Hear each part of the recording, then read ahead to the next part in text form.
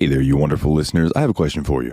Do you want to make a podcast? Well, Spotify's got a platform that lets you make one super easily and then distribute it everywhere and even earn money all in one place and for free. How can you beat that? It's called Spotify for Podcasters. And here is how it works. Spotify for Podcasters lets you record and edit podcasts right from your phone or computer. So no matter what your setup is like, you can start creating today.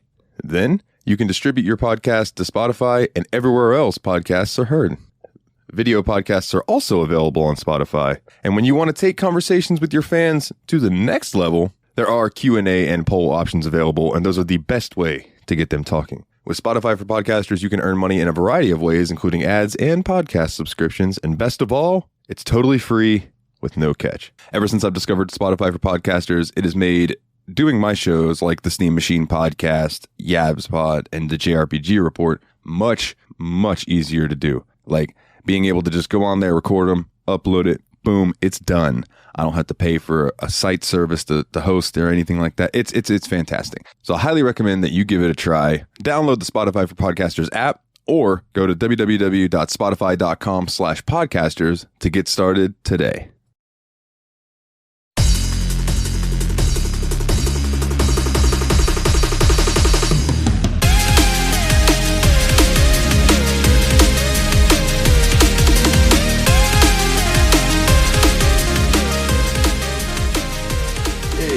Welcome to episode number 8 of the Steam Machine Podcast. My name is Dalton, and joining me, as always, is my good buddy. This is Ryan. And this week we are covering part 2 of Ys 7. Part 2. We wrapped up the second half of the game over this week. But before we get to that, we put out there on Facebook that we wanted some questions from the listeners to kind of start developing that bond between them. Yeah, I don't think I got any questions directed towards me personally on Facebook, but I know you got a lot from what you've been telling me. Yeah, I got a bunch of them, man, and I put them aside. There's a lot of them that are for both of us. I will say I know some of them, it'll probably be easier for me to answer than you. Yeah. Because you are the casual of the two of us. Yeah. But let's go ahead and start it off with a question from Tyler Holland, who is Tyler from Tyler and Dave Play Old Games. Oh. Which is a great show. Celebrity, huh? Yeah. An internet celebrity has joined the midst of the listeners. Favorite fighting game franchise and why? And this will lead us to another question that I have, but we'll go for this one first. Ooh. Favorite fighting game franchise? See, that's a tough one, because being the casual gamer, I've played most of them, but I've never been like a dedicated player on like any specific series. I do enjoy Mortal Kombat. I do enjoy some aspects of Street Fighter, Virtual Fighter, Tekken, stuff like that. But if I had to pick just based on my preferences for, say, like pop culture and what kind of game that I would be really interested in playing, I'm going to go ahead and say Injustice. And that's because you get to beat the shit out of everyone, like each other, as DC superheroes that everyone knows. Like, yeah. Injustice is a great game, man. And, I haven't played the second one, but I believe the first one's on our list. Yeah, we have the first one. Yeah, it's fantastic. If I had to choose a fighting franchise, God, it's so hard. The first fighting game I ever really got into was on PlayStation 1, and it was Toe Ball #1. And that game was fantastic. And then I got Tekken 2 and became a Tekken player for a long time. Yeah. I always really liked Mortal Kombat Trilogy, but I didn't really get into Mortal Kombat hardcore until I think Armageddon came out. And since then, I've been a Mortal Kombat player. But see, like I'm the reverse. I stopped playing at like Mortal Kombat 3. Like I played 1, 2, and 3, but didn't really pick up any of the older titles. Or like newer titles, I mean. Like, well, we have 1, 2, and 3, and some of the newer titles on our list, so you're gonna have to play them eventually. Man, that's cool. But that's cool. My heart lies with Soul Calibur. Soul Calibur, yeah, that's a pretty good series too. I love Soul Calibur. I'm one of the few people in the world I could give a fuck about Street Fighter. Yeah, I enjoy like the storyline aspect of Street Fighter, how it has like a manga and animes to go along with it. Like I know they've done some stuff with like Mortal Kombat, but Street Fighter has been like an entire universe built around like the video game. Like I guess there's some canonical storyline to it that isn't played out in the game, but goes along with like some mangas or comics. Like, Yeah. Yeah, totally. I um, can get behind that. yeah, I think there's a few different games that I like that are fighting games that are tied in with animes. The Naruto fighting games are fantastic. yeah. And It's then like, the DBZ games are hit and miss, but a lot of yeah, them are pretty good. yeah. I think Now, another fighting franchise that I can really get down with is Super Smash Brothers, having all the Nintendo. yeah, but I don't know if I would consider that a fighting game. Like that's more like of a party brawl. I don't know how to describe it, but I don't know if I would consider that a true fighting game. That could be a Yeah, question for our listeners. yeah, fair enough. Do you think Smash Bros is an actual fighting game? But this leads to another question that we got asked Yeah. by Mr. John Nitty, who I'm pretty sure is a competitive fighting game player. Oh, And he says, do you guys play fighting games at a higher level? And if not, I have a question that would apply to you because I've been wanting to know this for a very long time. What do you guys want in a fighting game as non-competitive players? More modes, tutorials, costume editors? What does a good fighting game look like to you? He's always been curious as to what the perfect fighting game to both competitive and non-competitive audiences would look like. see, super casual gamer. I'm a button masher, so like long, intricate combos, not my thing. Like you don't have to make like a full on game, just like super easy combos, but games that do get like high level competitions going and shit like that, give us casual gamers like the option to turn on like a one button combo feature. Like, Sort of like the newer Mortal Kombat's have a thing, and I think you have to pay money to unlock it, which is kind of shitty. But there's one button fatalities.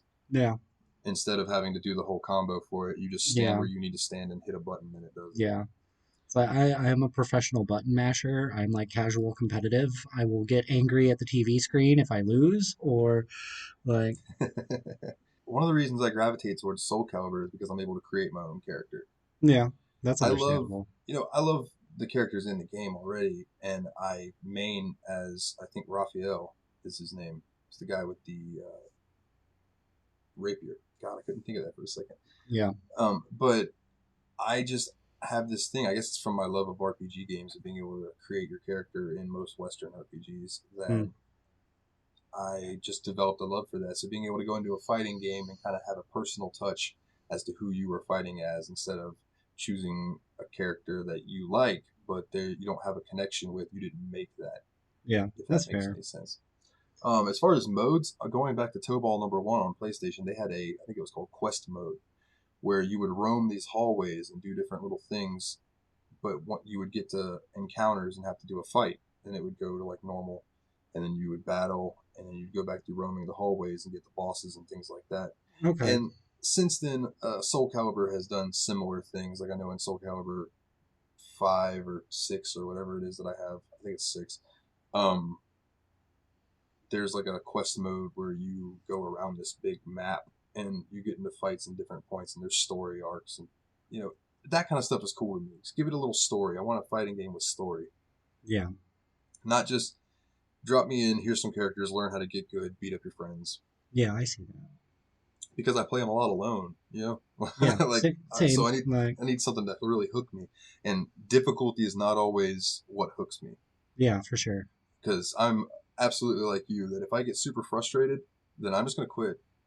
I promise the listeners there will be at least one game on this list where one of us rage quits and refuses to finish that motherfucker. Yeah, that was almost me. That was almost me with the ending of the Gamer E7. Like Yeah, that was very close to being me. Like, I almost did it on Corpse Party. I yeah, didn't even, we didn't beat it, so it was just like, yeah, this game was terrible. Anyway, E7, not terrible. Just wanted to clarify that. yeah, Okay, so let me take that question. I hope we answered it enough for you, John.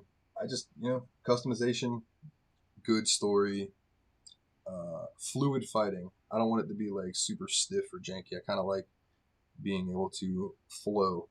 Yeah. Almost like how the boxing games like flow really well, although I know that's a completely different style. Soul Calibur flows really well. Tekken flows really well. Yeah. There are a couple of fighting games that are kind of more obscure that we have in our list that I've loaded up and played that are a little janky, but it'll be interesting when we get to them. All right, so up next, let's do another one from Tyler. What is the worst PC port of a game from a console, and why? See, I can't answer this question. If we're going just based off my experience, it's going to be Corpse Party because that game was just awful. Like, That counts though. why did you That port this game? Because this game was just garbage. I mean that counts. You know, I mean that is a port. Yeah. I would say I had to do some reading because I've played a few of them, but from what I read, Arkham Knight is terrible on PC. Yeah. Um, and I think they've patched it a little bit to make it work better. But when it first released, apparently, like even on high end systems, it would just lag. No, I was having some Crazy. issues with that on my end with E7, like just Yeah. crazy. Like the frame rates would just drop, and it was a lag. Sometimes like random freezing. Like And again, E7 was a port, yeah, So it's these games that are not made with PC in mind that then have to be optimized for PC doesn't always go well. yeah, The one from my experience that I have marked down that's in our list and I'm not looking forward to it is Enslaved: Odyssey to the West. And the reason I say that is because the frame rate is forced. I think it's forced 30 frames per second or forced 60 frames per second. If it's forced 30, that's not great at all. If it's forced 60, that's not bad. I don't mind 60 frames a second. That's pretty much yeah, normal. But the issue with Enslaved is that it uses an absurd amount of motion blur, and it will make you fucking sick. okay, And it's terrible. It's fucking terrible. The game itself is great, but just the visuals really lack so much that it pretty much ruins the game. yeah, It's sad. And then he went on to say he wanted to know the best port and why. Which I don't think you'll be able to answer at all. Because I don't think you've been wowed by a port that we've played yet. So Arkham Asylum played pretty well. Arkham Asylum did play well. I don't know if that was. I don't remember if that was released for console and then PC, or if it released for PC at the same time. Though, it's the only problem. My personal experiences: Kingdoms of Amalur: Reckoning, Mm-hmm.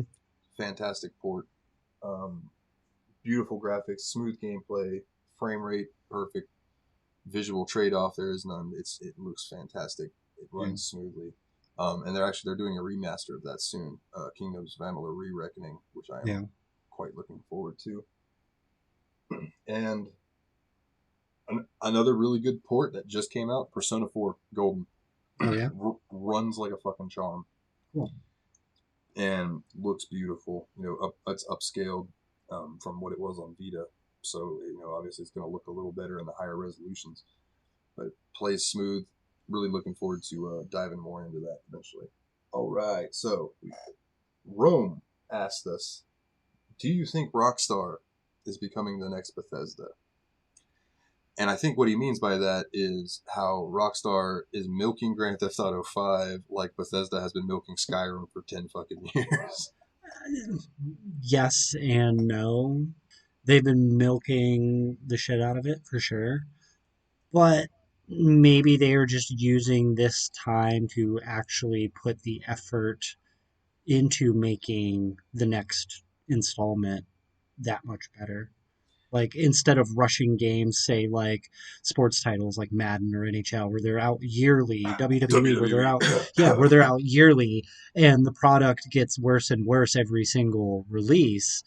They are actually putting the time and effort into making sure the game is phenomenal. Like the graphics are right, there's And no bugs, the play is smooth, that sort of stuff. Like with the money that they have made from Grand Theft Auto Online and Red Dead Redemption 2 Online, yeah, they should be able to make some of the greatest games ever seen Yeah. because of all the money that they have. So this medieval game that they're supposedly working on should be fan fucking tastic. Grand Theft Auto 6 should be fan fucking tastic Yeah. whenever they released it. Yeah. You know, the Rockstar doesn't fuck around and they don't release. I don't remember the last time I played a Rockstar game that I was like, meh. It might have been L.A. Noire, and that was years ago. Yeah. But Bethesda has been just. I am like, what the fuck is going on with you guys? Like Fallout 76 was fucking garbage. Like, who releases an online game that's super janky, but then it's like there's no NPCs, so there's no quests. You pretty much just roam around, and Yeah. it's not a survival game, and it makes it hard for you to meet up and play with your friends. Then what the fuck is the point? Now they have Maybe it fixed. maybe it's like their version of like No Man's Sky, where everything that is supposed to be involved in the game hasn't actually been developed yet, and they're just going to patch it in Oh yeah, as they work on it. That they've sort of added thing. they've added NPCs and stuff since, but it's Yeah. because there was a fucking huge uproar about people being bored. Well, it was same with No Man's Sky. It went from like 10 million downloads to one active player at one point. Like, Yeah, goddamn, No Man's Sky's so good though. yeah. I personally liked No Man's Sky from the day it came out. I was a little disappointed, but I didn't hate it. You know I where yeah, no, like I thought it was great. Like I was like this is a very cool concept. Like I had no problem with it. Yeah, all the features that were promised weren't there at first, but I was like, give it time. They'll probably add it in. They'll probably add it in. They're probably going to keep developing it. Like every planet you land on now is like pretty much uninhabited. But what's to say a couple patches from now that you don't run across like complete cyborg sentient robot planets and metropolis planets that are just like an entire city of humans or yeah, alien species. Like there's endless potential with yeah, No Man's Sky, there really is. and I just don't know if there's endless potential in Fallout 76. That's all, Yeah. because No Man's Sky is such a large scale compared to whatever the map size of Fallout 76, and that's nothing against Fallout 76 because that map is big for what Yeah. it is. You know, I just I hope Bethesda comes out swinging with Starfield and Elder Scrolls 6 Yeah. for sure. Let's do a couple more, and if we don't get to your question on this episode, we will get to it next episode. We promise. But I'm enjoying answering these, so we might go ahead and go through all of them. I haven't decided yet. Yeah. Jay Jorgensen wants to know what are some of the best PC not ports RPGs, and is Septerra Core on that list? Now, I got this one. Septerra Core, I want to say is on that list, but I've never played it. But it is on our list to play eventually. Okay. So I know that game was developed for PC to I don't be even know what it is. it's supposed to be like a console RPG, but on computer. Yeah. So I think it came out around the same time as like Final Fantasy VII, Star Ocean 2, like those types of games. Mhm. I think I would have to, I'll do more research once that game comes up, but that has always been one I wanted to play.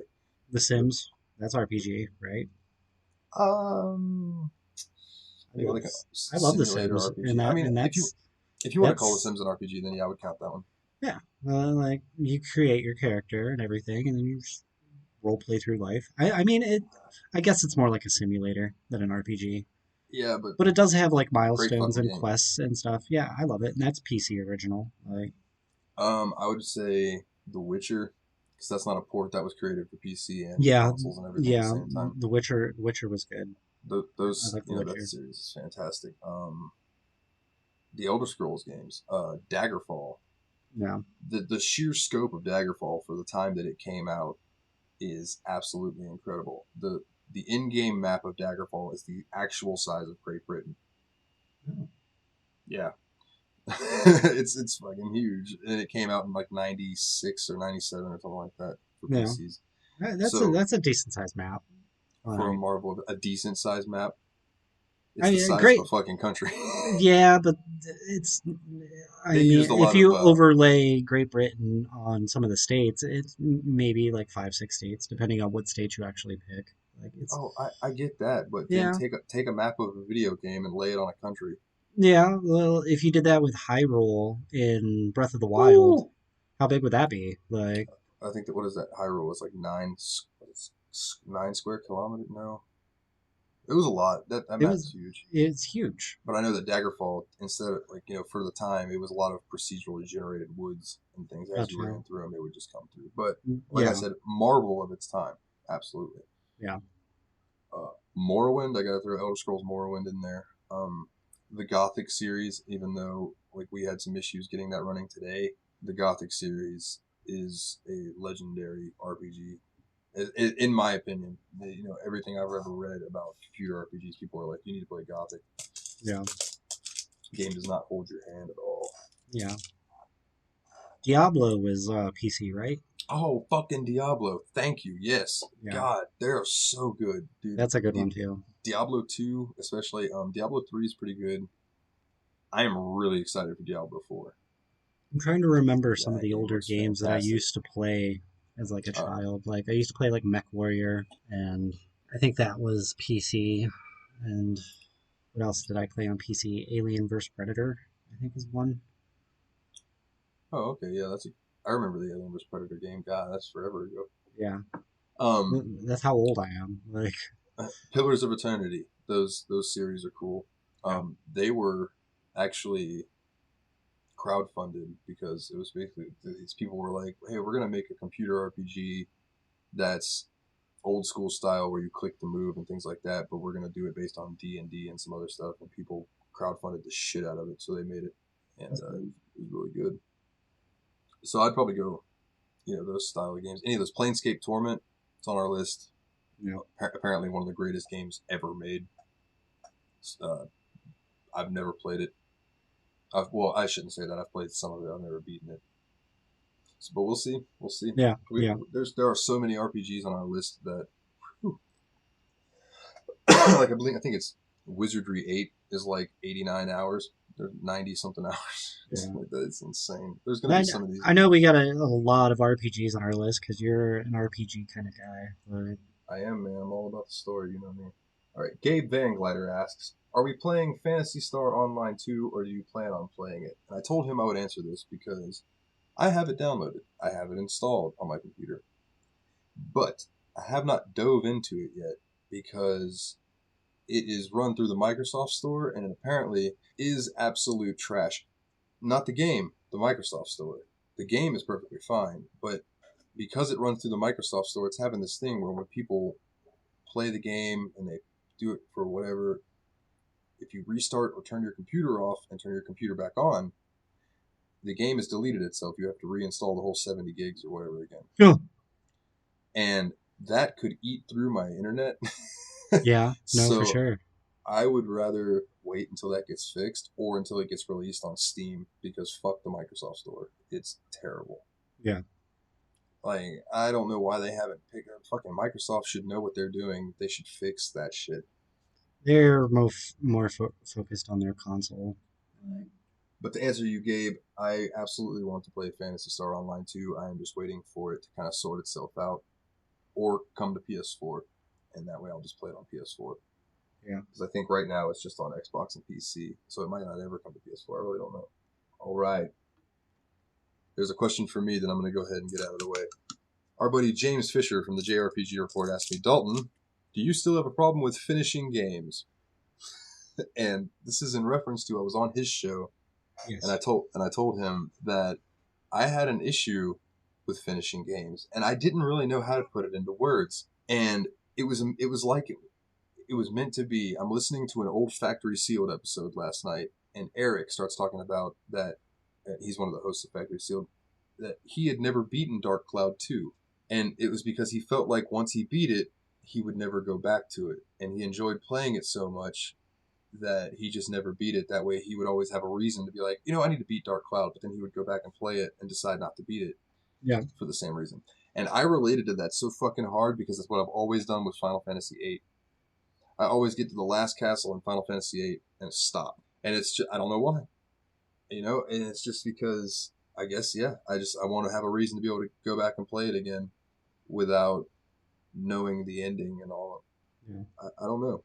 Outside of this podcast, Well, I was about to say, I've never Oh, go ahead. finished like 100% of the games I start. It's hard, man. I casual gamer. I get distracted. I have a 1-year-old who craves attention. Like Yeah, he my does. gaming time is very few and far between. But since we started this podcast, I've probably beat more games doing this show than I have since I was a kid. Yeah, before we started this show, like when I was up visiting you, I beat Fairy Fencer F Advent Dark Force on my Switch, and then since then, being back here, I think I beat Hyperdimension Neptunia Rebirth 1, and that's it until we started the show. And Yeah, then I've actually been like, all right, well, I need to finish these games so we can talk about them. yeah. So this show is helping me cure myself of that, which I think is why James asked that question in the first place. Yeah, Because he, I have a feeling the show is going to turn me more away from being a casual gamer into not like an avid gamer, but somebody who actually looks to complete the game before moving on to another one. yeah, yeah, So, absolutely, man. I wouldn't say that's a bad thing because now you're going to be able to sit down and get the whole aspect of the game, and myself included. You know, instead of just snipping it off and being like, "Well, I'll finish it eventually." It's kind of like, yeah, well, you know, I might as well see this thing through to the end. yeah, So James's other question is: do we think that next gen console games will be $70? Absolutely, absolutely. absolutely. At a minimum, and it like depends on like I would say they're going to cost more than $70. Like what they're doing with the Final Fantasy VII remake and releasing it in parts. Yeah, Because the remake that came out now is only part one of like I think an estimated like six parts, yeah. and those are going to But run like $60, $70 a piece. So you're paying like close to $400 for a complete game by the time it's all said and done. Like yeah, but they took Final Fantasy VII and really fleshed it out they did. This because part one only plays what through disc one, and it's like 50 hours of gameplay. Like it's not even the whole disc one. I don't think. I think it's just you play through Midgar, yeah, and they fleshed out Midgar to be an entire fucking game, which is insane. And then like yeah. when you're leaving Midgar, I think is the end of that. And they've changed some stuff. You know, I've heard some weird things about the Final Fantasy VII remake. I have it on the PlayStation 4 and I probably have about 10, 12 hours into it and I'm not even close to like even being done like Yeah, and I but just I haven't touched it I haven't touched it since I like got it like I heard there's some story changes type things that people are a little iffy about. But the way I look at it, man, is Square Enix. I'll say 9 times out of 10 knows what they're doing. So yeah you know, I'll give it faith that but it'll. But as far if as they're if the console companies are worried about trying to keep the cost of the console down, they are definitely going to raise the price on the games themselves. oh yeah, that's exactly. I forget. Yeah, I think it's the popcorn method. No, yeah, it's the razor method. The razor method, where companies take a loss on selling you the actual razor, but they make their money on blades. yeah, something like that. You know, so it's Um, selling your console at a loss, but making your money back on games. Now, do you remember back like I think it was Super Nintendo days? Like some games would be $50, some games would be $90, some games would be $110.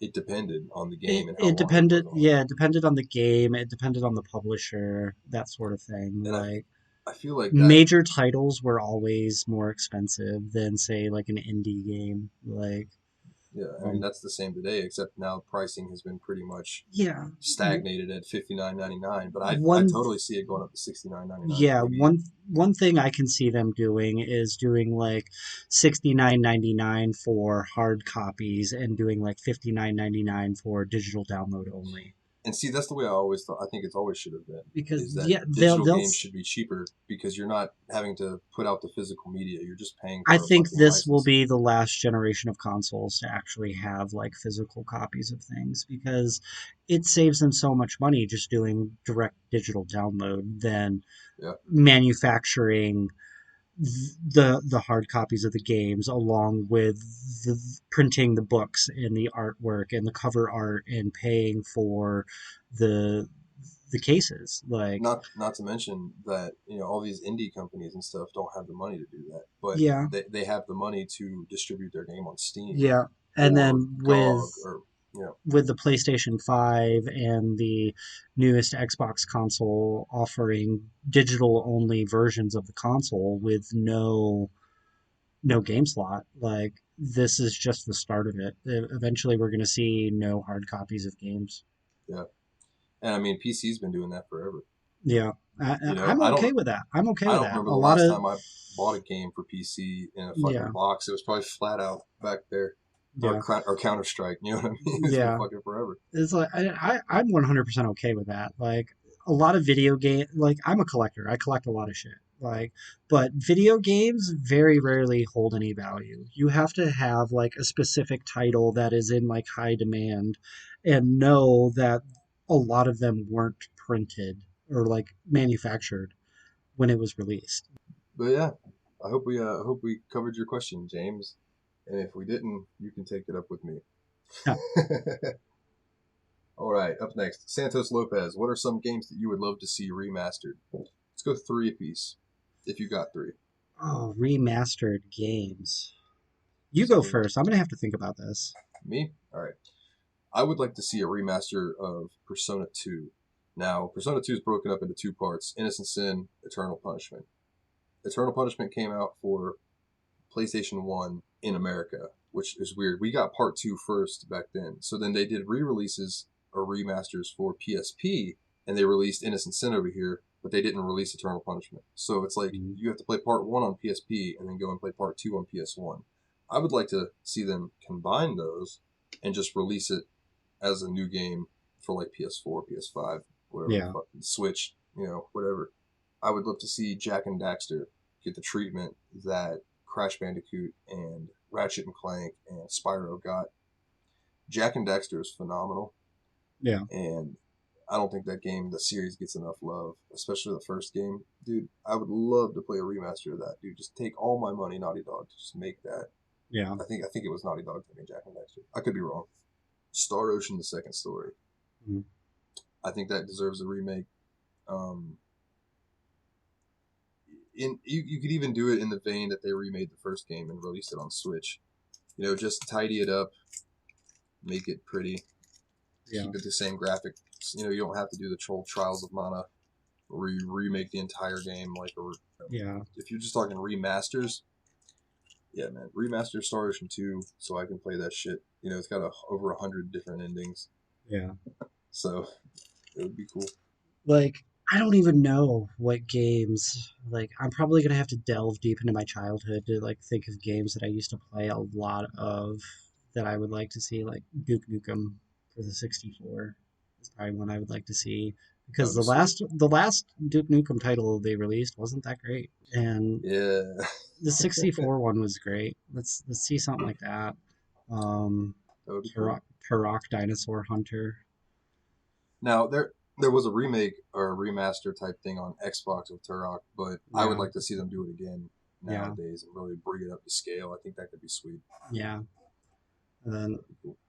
the 64 was my console of my childhood. That's what I played a lot. So like pretty much every game I'm going to touch is probably from that console. Like Nothing wrong with that. another one I'd probably like to see redone, remastered is Perfect Dark. Never played that. Always heard really, really good things about it. Never played it. I liked that one a lot. That was a really good game. Nice, nice. Yeah. All right. So Thomas E. Lee wants to know how long in the forest did it take for you to devolve into cannibalism? So I just wanted to go ahead and throw out there. I'm not leaving you out, but we haven't played that yet. I haven't played that yet, but if it was realistic, probably 5 minutes.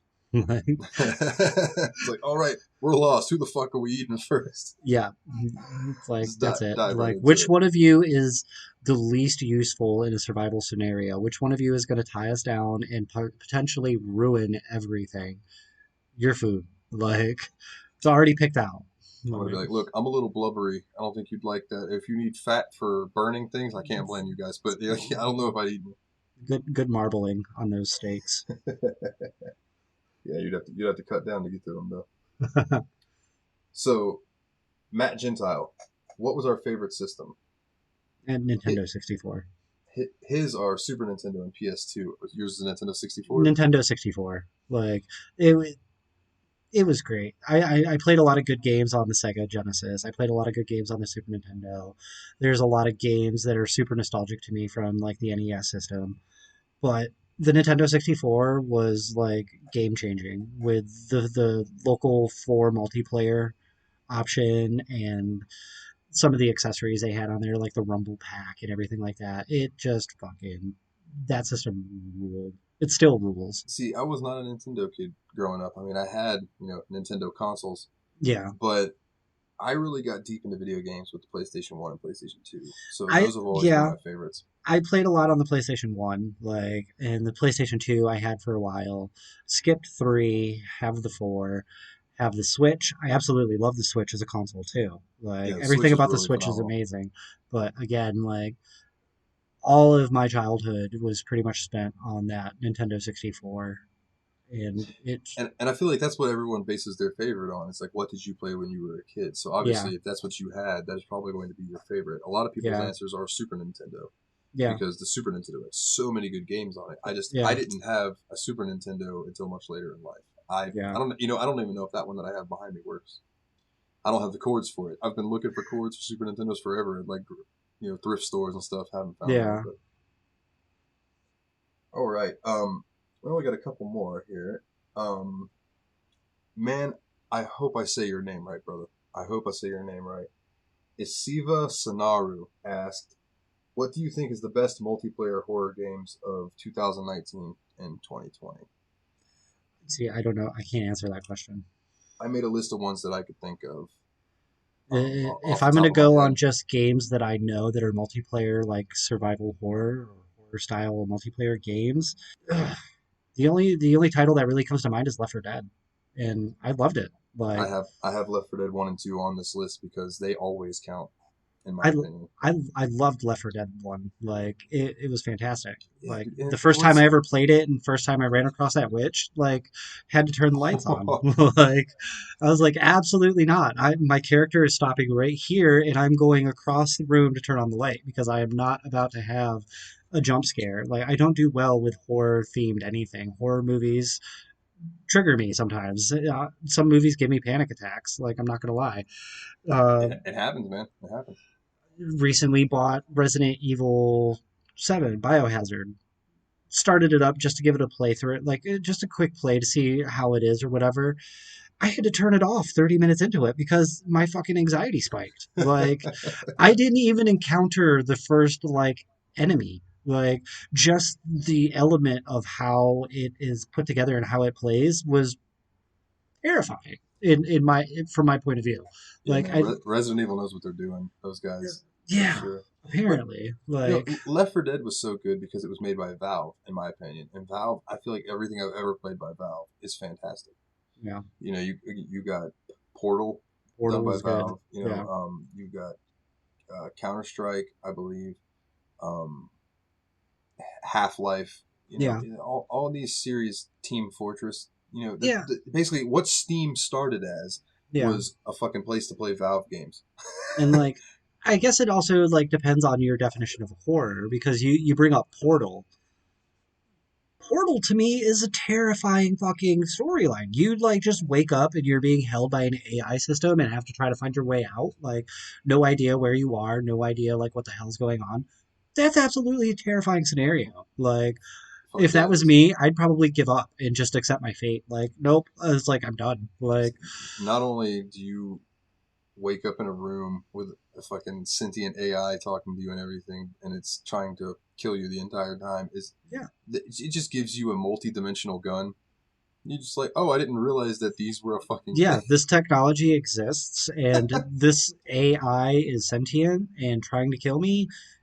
That's like one of my real life nightmare scenarios. Like the rise of the machines, the Terminator Skynet coming true. Like Yeah, absolutely, absolutely not. Like and it's I not would, far fetched, which is yeah. the For crazy part. me, Portal is a horror game as well. Like So the ones that I could think of from memory of just things that I've seen recently on Steam and videos that I've watched were, as of course, Left 4 Dead 1 and 2, Dead by Daylight, which is the running from the serial. One of you plays the serial killer, the other one plays yeah, the five people, and you run away from. Yeah.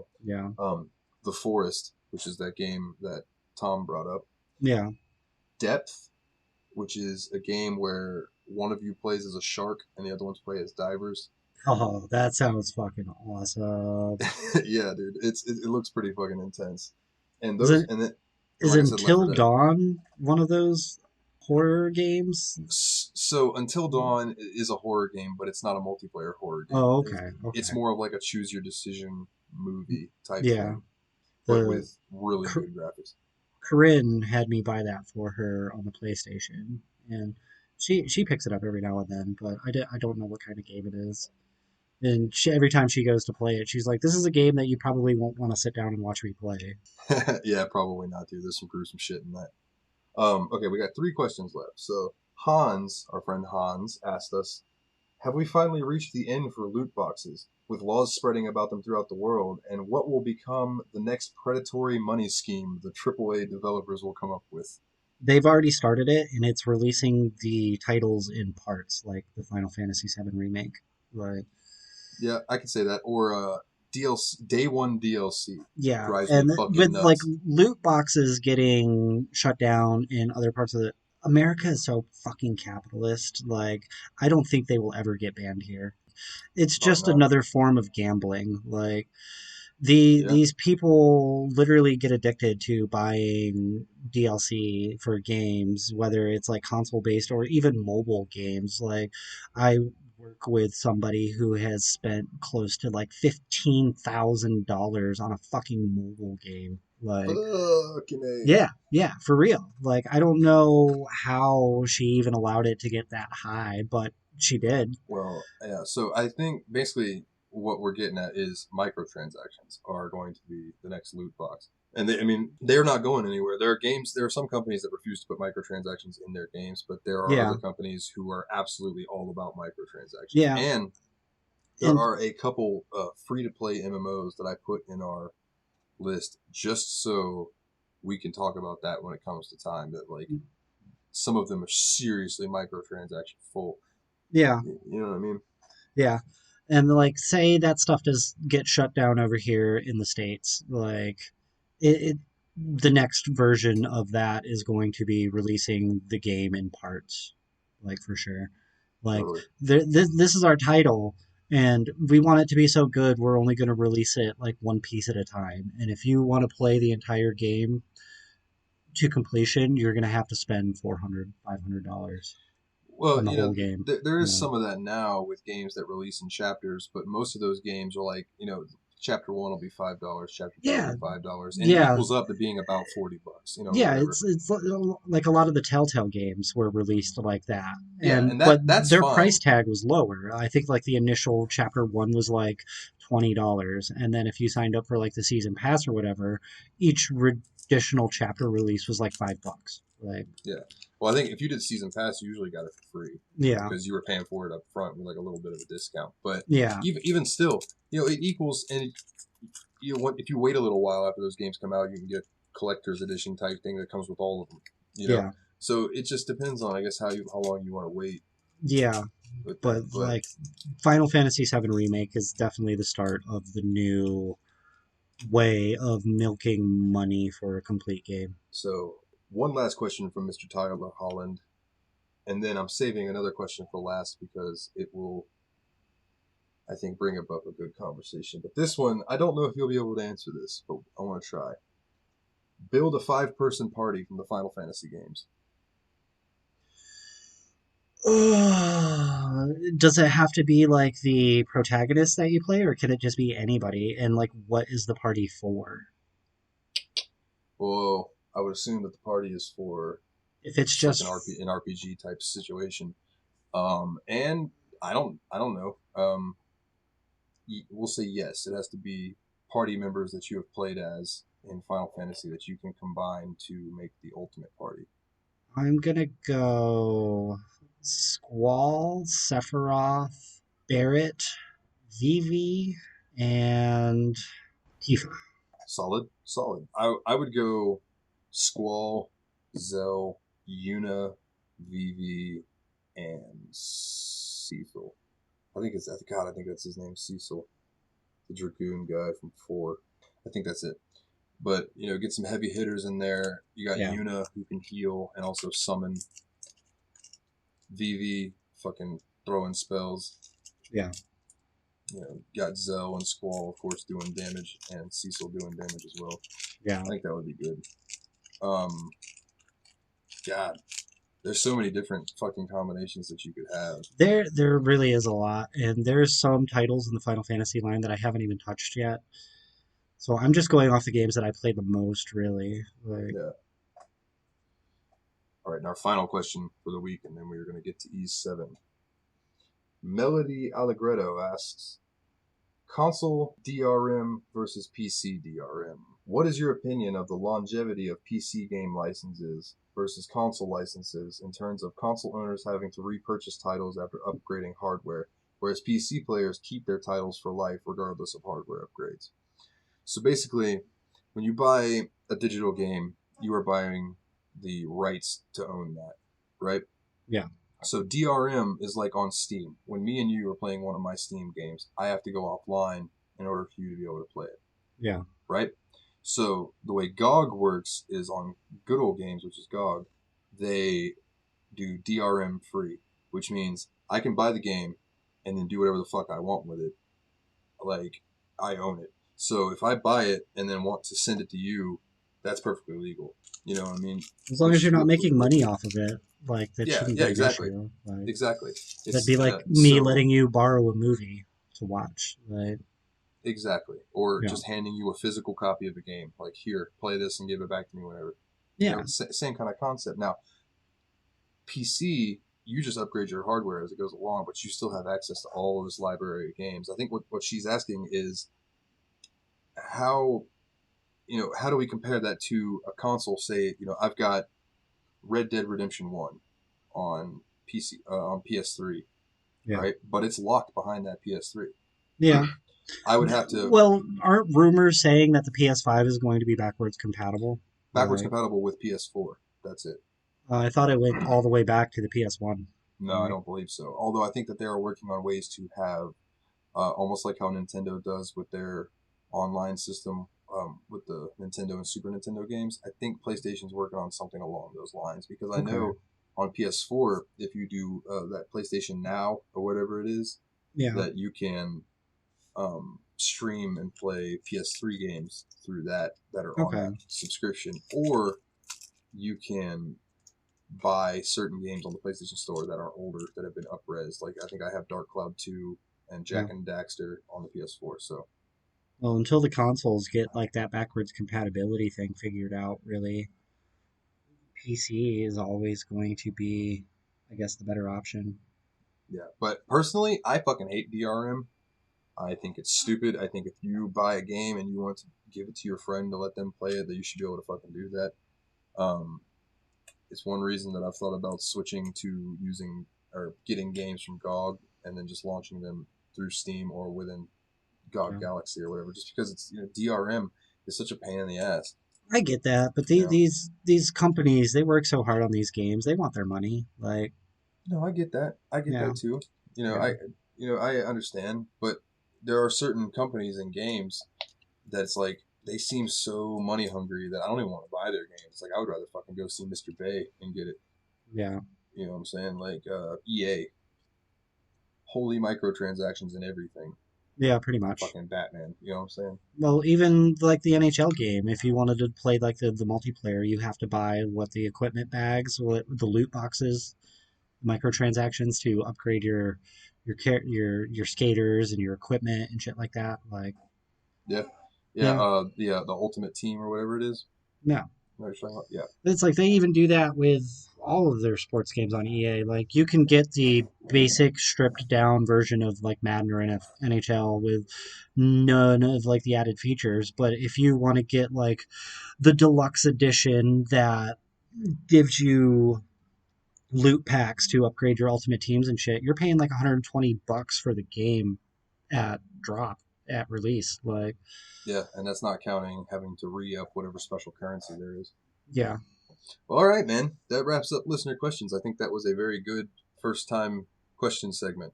yeah, I think it went pretty well. yeah. And that leads us to part 2 of E7. This And game took a wild twist. I'm just gonna say that, like right now. took a Like, wild twist and got fucking hard, son.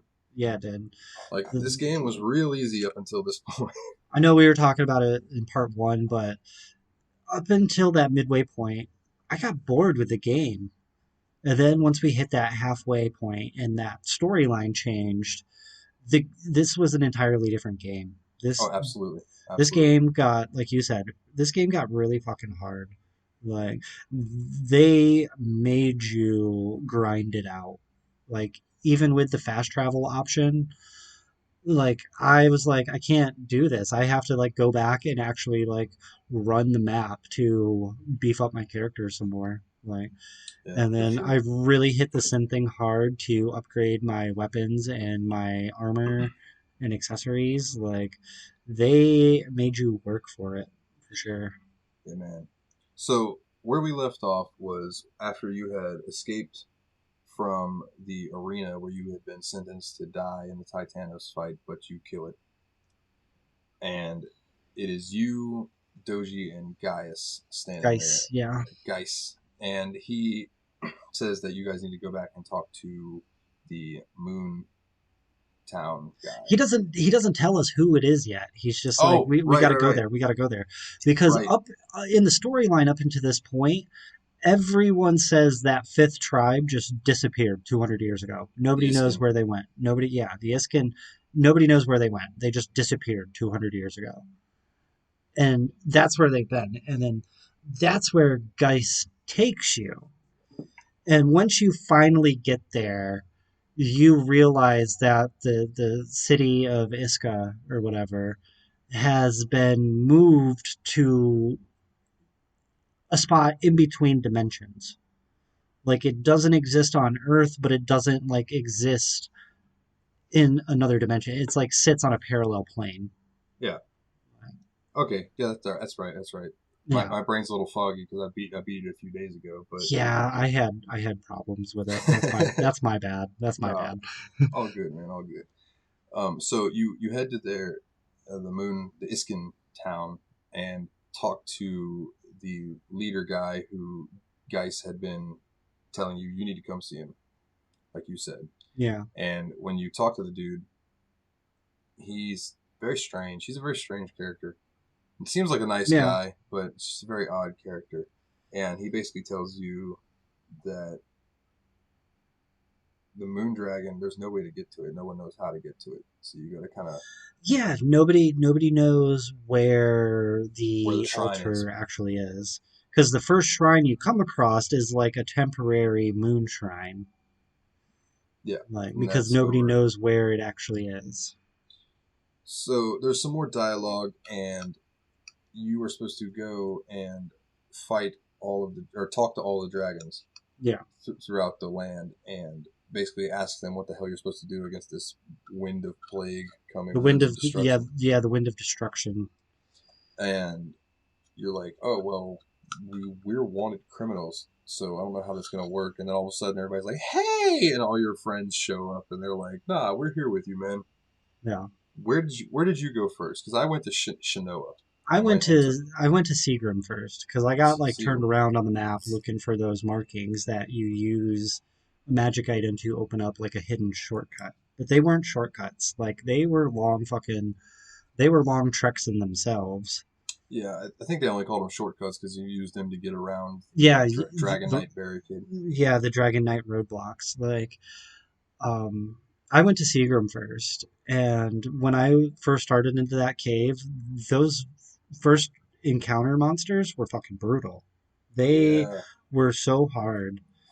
But I think the way I did it, the first part of this part two, is I went to Seagram, then Shinoa, then Kylos. Okay.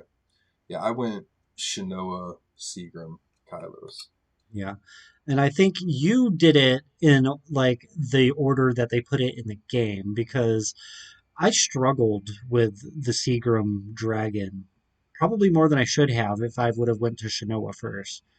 Because after I beat that dragon at Seagram and then went to Shinoa, that dragon was nothing. That dragon was so easy. Yeah, it Like, really was not that hard. You just dodge, attack its feet until the little bulbs of energy or whatever it is break apart. yeah, And then he turns around and you do it again. And then he just like flops his face on this big thing, yeah, this cliff that you run up there, you whack him, and yeah. repeat process. I think the way I did it made it a little easier for me too beating the Seagram dragon first, because until you encounter the Seagram dragon and beat him to gain the dragon powers, fast travel at this point has been disabled because of the Winds of Yeah, Destruction. Once I beat that Seagram dragon, my fast travel was activated again. So I was able to just jump across the map to Shinoa. I didn't have to find the shortcut. I didn't have to go around the roadblocks. I just boom, teleported there. Just jumped there really nice. quick. Like so the Yeah, I whole running the whole map was not a thing for me doing Seagram first. I got lost on my way to Seagram. I could not remember where that fucking wall Yeah. was at with the symbol on it. Yeah. But once I found that, man, I ran there. The the Earth Dragon was easy. The Fire Dragon was easy. The Wind Dragon looked stupid as fuck. Yeah, the like the giant frog with wings, like Yeah, it was a dumb looking dragon for sure. Like they but could have thought of something more that for fight that. was kind of just tedious more than it was hard because he just had a Yeah, lot of HP. the like the shrines, doing the shrines in part one and the Titanos for part one of the game. They were pretty easy. The first three dragons were like they weren't difficult. They weren't too bad. Um, So in between going to these different dragons, you're getting these cutscenes dispersed throughout where basically, oh god, what was it? Rod, that Rod guy yeah, finds Maya, Maya. yeah, Yeah, just roaming around, and she like falls down, passes out. So he takes her back to the infirmary. He doesn't seem very happy about it. And then there's this cutaway to someone in a white like robe with a hood on standing there, yeah, yeah. and there's a black hooded person, a black robe, sitting there kneeled down, and I they're think talking about bringing yeah, about the winds of this was like the destruction. first look at who was behind the whole assassination framing Yeah, but they and didn't show the you their whole. faces yet. No, they didn't. This was just a tease. This was just a tease. And I was like, cool. Pretty soon we're going to find out who these fuckers are. So I know who to kill. Like, So they make you you wait for a while. after you beat the three dragons, you have to go back to Altego City, and when you get back there, there is dead people everywhere, Well, the and city has been hit by like the miasma of the wind of that's right. destruction, and the city itself is in ruins. It is like crumbling apart. There's monsters and titanos in the city itself, and people are dying like crazy. People are sick. People are dying. It's pure chaos. Yeah, And this then took a dark turn. yeah, I know where you're going with this. It goes to another cutscene at the palace, right? Because Where Sigrun runs ahead of you to yeah, check on the princess, yeah. and yeah, continue. Once you come up on the palace, it goes to another cutscene where there's just bodies everywhere. One of like Geiss's fairies comes up, and it's like it's a bloodbath. There dead people everywhere.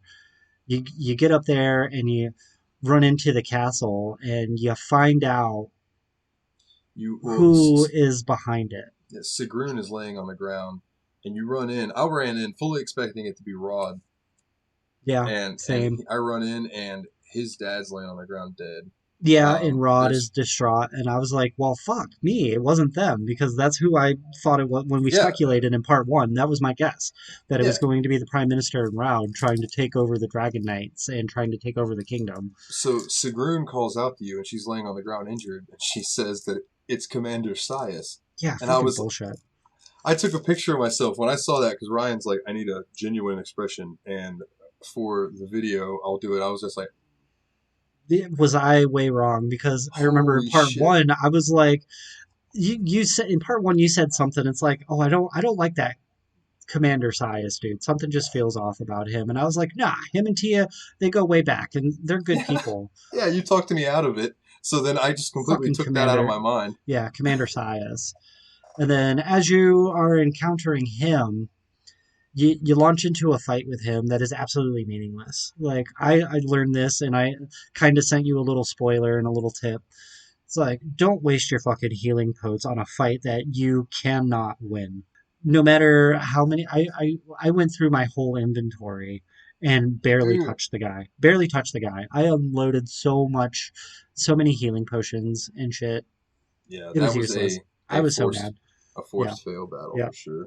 But And after that, he basically just makes fun of you guys for being weak, and he's gonna yeah, kill you. And and then it goes to a cutscene where the white robed figure comes in and starts going on this spiel about the winds of destruction and the destruction of Altago and how it needs to be restarted because of the loss of balance and everything. And the party is just like, fuck you. Who are you? Reveal yourself. yeah, the And princess, God, what was her name? Aisha, Aisha. God, I'm yeah, giving this an A Aisha on. is I'm gonna say, like, fuck you. I'm the princess. Like, I remove demand your you show me robe your and face. I demand to see your face. I order you to show us your face. This part fucking killed me. This Yeah, part killed me. Like, I was not expecting this at all. Like, I probably should have seen it coming with Commander Sias being the one who slaughtered everyone in the palace, yeah, but it was fucking Tia. Like, yeah, come dude. on. The two people that I was like, no, they're good people, turned out to be the ones completely behind the annihilation of the world. Like, fuck off. Like, Dude, yeah, it was absolutely wild when she drops that robe and she's in that whole get up. I went, yeah, that armor no shit. that armor was sick though. Like her Fuck yeah, design in that form was amazing. absolutely. Yeah, So they disappear because they need you to stay alive. yeah, Because if you fail in the final battle, that would be the greatest yeah. despair of all. I think one of the biggest things I picked up from this cutscene though that goes along with the storyline is when you first get to Iskin and you're talking to the guy who is playing Elder of Yeah, Iska, you find out that he actually isn't like the true Elder of Iska. Nobody knows what happened with the true Elder lineage of Iska. You find out that Tia herself is like the true heir to the Elder of Iska. Like, yeah, which was another just fucking mic drop moment. I'm like, oh yep, shit. yep. And that plays into the storyline more because when you go to the individual cities and the shrines to go to the dragons, you can only enter the dragon sanctum with the true elder lineage of that tribe, if that's what you want to call them. Yeah, Like nobody from the just anybody couldn't open up those things. They had to be from like the bloodline of the original elders. yeah, So knowing that Tia is the true lineage of the elders of Iska, I was like, well, how the fuck are we going to get into the sanctum? Like at this point, like yeah. So at that point, they're like, well, we don't know. So go see the sea dragon first. yeah, So then and you have that's to go yeah, that's back to when the Aisha runaway battle. leaves the elder of Shinoa, the elder of Seagram, and the guy acting as elder of Iska in command of the city, while Yeah, she travels with us to Ruins Island because she is the true heir of the elders of the sea dragon. yeah, yeah. Yeah, so that fight, now the sea dragon fight, I told you it wasn't hard, and I think you agree, it was just long It was long and because very tedious. it was so many different hit points on that dragon. Like I'm not talking like overall health hit points. I'm just talking about specific areas you had to target. Like there must have been at least 10 or maybe a dozen different target points on that dragon. And he moved around constantly. And if you missed your window of opportunity, you only maybe got like 2 seconds of an opportunity on each point because he moved around so often. And the more damage you did, the faster he would start moving. Yeah, absolutely. Like Dude, it there, was there fucking. was one point where I had to run into the cave to strike him as he's hiding in there to hit him. And while I was in there, he was like flailing his body and doing some decent damage. But there was no way I was going to beat him relatively quick just by waiting for him to swim by me. Like, Yeah, yeah, totally. Yeah, it was a pain in the ass, man. But yeah. once you leave there, I believe is when You go you back guys to are trying. Iska. You go well, yeah. You go back to Iska and the stone glows. Yeah, the Is that stone in the center of the town starts glowing, but nobody knows how to fucking open it up. Nobody yeah. knows how to open it up. So at this So point in my head, I was like, when they were like, "Well, we need to go somewhere that Tia might have left something," I'm like, "Oh, well, her fucking house." yeah, that's exactly where I went, and boom, that was Yeah, it. Like, found the hairpin. yeah, Take I it think back to Iska. I take that back. It wasn't the first place I checked, but it was the first thought in my mind. So from Iska, I immediately teleported back to Altago. And the first place I checked was the town circle, where her flower cart was at the beginning of the game. Yeah, The flower cart's not there, so I was like, "All right, fuck it, I'm gonna go check her house." And shit's right there. Like it's not even hard. Like yeah. So I grabbed that, fast travel back to Iska, and it lets you into the Moon Dragon Sanctum, which to yeah, me was the coolest looking dragon, at it least in his the first form. first yeah the first form was definitely the coolest dragon.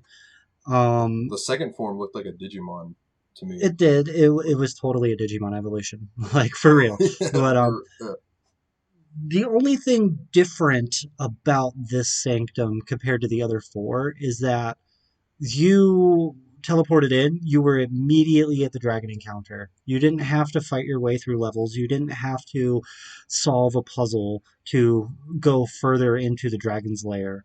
You teleport in, boom, dragon. yeah. Encounter start. Like, let's get this done. Like, And this was the first two phase boss, I believe. yes. Yeah. Yes, I think you're right. Well, no. Well, did the Sea Dragon have two phases? Yes, no, actually, yeah, yeah, yeah. Yeah. The sea Okay. So dragon yeah, did. Once you knocked off all the attack points on the body, then you had to attack his head. as he reared up, and you had to like attack that thing on his head. Yes. Okay. So Yeah, the Moon Dragon's two phases, again, to me, weren't hard. Just had a lot of HP, so you just had to sit there and whack at them for a long time. After you take care of the dragons and all that, that's when the game started getting ridiculously hard, and that was when you yeah, had to go and take into the this giant hole in the ground opens up, and they called it the Well of Souls. yeah. The Well of Souls. It's like a vortex of energy being sucked down to like a hidden altar, like a hidden shrine. So you have to make your way down and fight your way through all these enemies, and hopefully you're leveling up and things as you're going down, because eventually you reach Sias, Yeah. and you have to fight him. And to me, that was a pretty hard fight because he hit pretty fucking hard. He hit pretty fucking hard, but I think I had the right party set up for that. I had, of course, Aldo, because you can't switch him out. Yeah, But I had Elk and I had Aisha, and all three of them are pretty fucking quick. And yeah, what I did, like what I noticed is that damage is really only done to your character unless it's like an area of effect spell. yeah. Like, so just I sat on Aisha, the true ranged character, and just sat back and just jump bow and arrow, just jump arrow, arrow, Yeah. arrow, jump arrow, arrow, arrow. My, Like, my party was pretty much the same. I had Adol, Elk, but I had the Eldris of Kylos, the blind yeah, girl, because yeah, she was really powerful. I had found a really really powerful rod for her, yeah. so I was using that. But yeah, I did that exact same thing. Kind of just stand back and pop shots at him while the other guys went in and did dirty Yeah, work. like he was difficult. It was a long fight, but it wasn't a fight that I experienced any KOs or anything. I was able to take him on my first go. Yeah, yeah, same here. Now you go on a little further and you see Tia, and Yeah, she's like, "Well, if you're here, that means yeah, Sias is dead." yeah. More to like that storyline though is like why Sias is confronting you first and everything like that is to for them to actually complete the ritual of the Wind of Destruction. The chosen dragon warrior, which is Adol, Hmm. after he acquires all of the dragon stones and everything, has to die in the Well of Souls for like the whole ritual of the Wind of Destruction to complete itself, for it to suck in the entire world of Altago and reform itself within the Well of Souls. So Which is their some ultimate intense end shit. goal is to kill just you. They don't really care about the party. Like it's just we have to kill Adol. Yeah, but in turn But doing like that, you were yeah, saying, everybody will get killed. you beat Sias, you go in, and then you see Tia in all of her magnificent armor glory, doing some crazy shit. And then she's like, "Well, I see you made it. Sias must be dead. That sucks. I told him I wanted to do this by myself, but he insisted. Like, whatever. Yeah. So then she basically, you have to fight her, and Yeah. she was super easy. I was like, "There's no way this is the end," because Yeah. No, same. I blitzed through her, and she just like falls to the ground and looks at you after some dialogue. I don't remember exactly what was said, but she was just like, "Well, now your real fight begins," and the freaking It's the root of darkness. existence. Yeah, that's what it was Yeah. called. The root of Yeah. existence comes out, and you have to fight that. Now, this fight took me about 2 hours of trying before I beat it. This fight And took me like 2 days.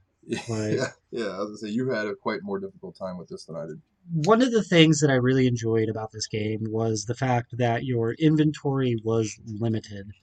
You were only allowed to carry a max number of items.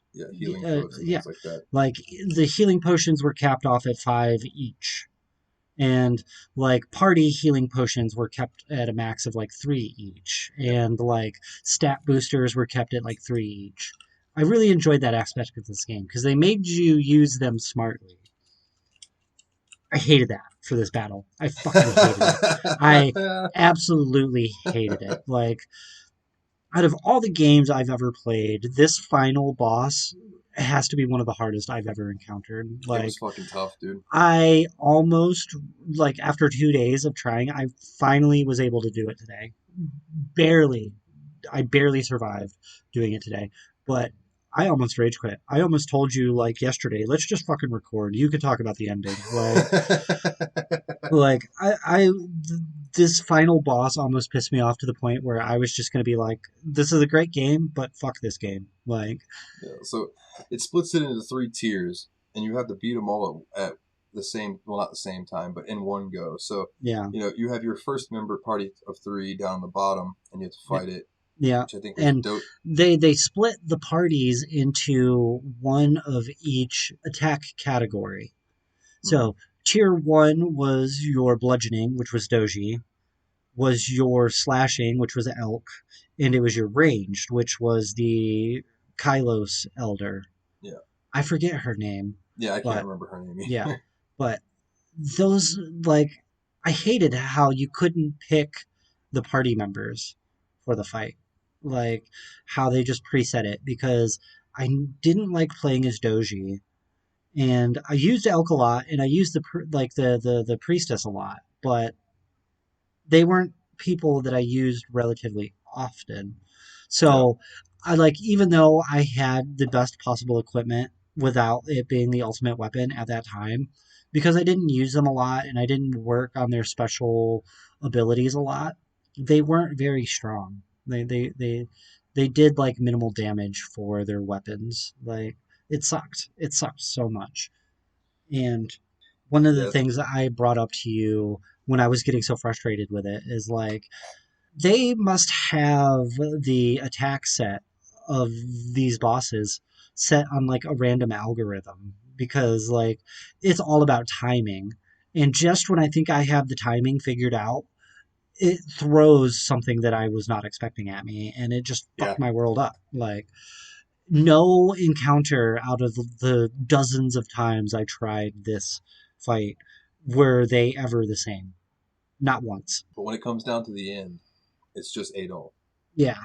And you have to beat the last part of the boss as just him. And Yeah.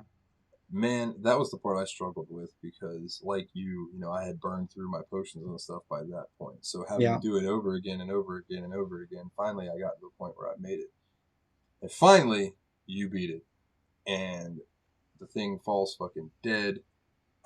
Tia is like standing there and she says, that this whole place is going to collapse because it's no longer needed. You know what I mean? Yeah. It needs to go away. So she's like, leave me here. And they're like, no, come with us. And Yeah. because she did all of this because Maya got sick. Yeah. That's the only reason, selfish bitch. Like, I'm going to end the world because my adopted little sister is sick and is going to die. Granted that she is stricken with a fever that comes from your people. Like, Yeah, right. So you leave the Well of Souls, and it starts to disappear. And I believe that's when the 5 dragons show themselves Yeah. and This talk is to the whole this party. is all just a cutscene too. Yeah, Like yeah, yeah. it was like a 20-minute, 25-minute cutscene to end the game. And Tia starts explaining that she's part of the Yeah. the The whole dragon cycle. Yeah, the Because the dragons come dragon, back, they take the dragon stones, and then they're like, you fix the balance. Like we're like the root of existence doesn't exist anymore because you ended it. The wind of destruction is gone. There's no need for us. So deuces. basically Like the gods are like, it's now in the hands of y'all. yeah, yeah, yeah, And Tia is standing there, and she starts explaining that she can't come back home because she's part of this cycle. And it starts like these things start coming off of her, like she's. yeah, And then it cuts to a scene of Maya, who just like everyone's better. Everyone that's sick in the towns, it goes away, and they yeah, all get up. Cruci starts talking about how she feels better, and yeah, Maya just sits up and gets up and runs, and yeah, Raud chases after her. So she ends up coming running up on you guys yeah. standing out there, and she runs up to Tia. Little background: Maya has been mute this entire game. Like she doesn't say anything. She just Yeah, grunts. Like yeah. She goes, yeah, like those she runs up to Tia and finally says her first fucking words. And I knew that bitch could talk. I knew it. I even told you, like at the beginning of the game when we first started this, is like, no, she's not deaf. I remember like a part of the dialogue where it says, oh, she probably just doesn't talk because of a traumatic experience. Like, Well, yeah. So she goes running up and grabs Tia and is just not saying anything. And finally, she says, "Tia," and yeah, then she says, "Don't leave me." yeah. And it was really fucking sad. I started tearing up a little bit, and Tia tells her that she'll be fine. That's how I Yada know yada. you were more invested in the storyline because when she said Tia, don't leave me, I was like, fucking bitch. Like you could have talked this whole time, but you just chose not to. No, fuck you. Like No, man. Yeah, I was totally invested in it. yeah, But that's basically the end.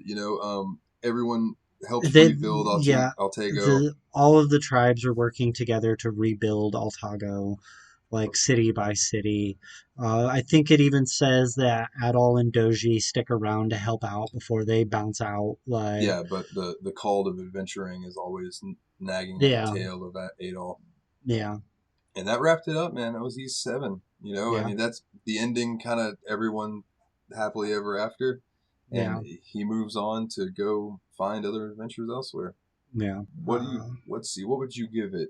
1 out of 10 swords. I don't know. I don't know either. There wasn't really anything like game specific to this. It was like the currency was gold, and it was potions and dragons. Like there was nothing really like. I guess we can rate it Titanos. Okay, Like 1 out of 10 Titanos. um, I'm probably gonna give this game a solid 7. Like it was good. Really? Yeah, it was good. Like it's got a story. Like you know me, storylines rarely catch my attention, but this one caught No. me. This one caught me. Um, the gameplay was great. I liked the hack and slash system of fighting. Um, but just like how easy part one was, and then that fucking boss at the end of the game, just that's probably driving down my score. Like how fucking hard that bastard was. Yeah. I gave this an 8.25. Yeah, that's solid. That's a good Because score. I thought it was a really good story. I just thought Yeah, it was lacking in some places, but that's not the game's fault. It was a PSP game originally, you yeah, know. So it's like yeah, I try to take that into account when I'm thinking about like I'm not judging this game for graphics for one because it was a PSP game. You know what I mean? Saying it wasn't trying to be a beautiful fucking game yeah, for PC standards at least.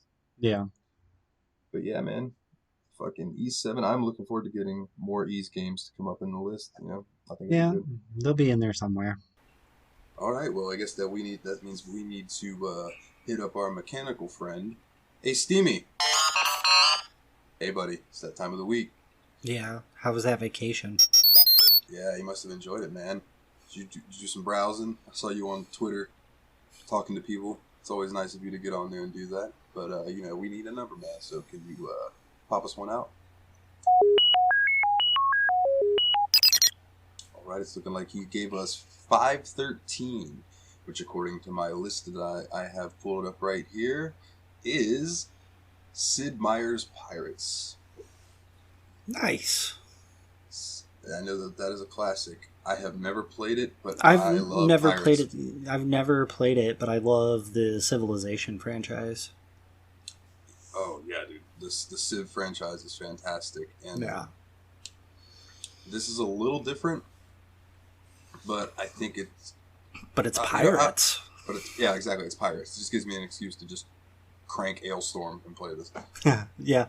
No, that's probably what I will do too. Very similar. Like, just mute the game audio or the game music and just play Ailstorm the entire time I'm playing. Well, awesome, man. I am looking forward to playing that, and we hope that you all were looking forward to joining us talking about that on the next episode. And I guess that just leaves social media, so that would be facebook.com/The Steam Machine Podcast, or you can find us on Twitter @Steam_podcast. And as always, we'd like to request that you go on iTunes and leave us a 5-star review, because that helps us climb up the ranks of gaming podcasts, which there are sure a ton of.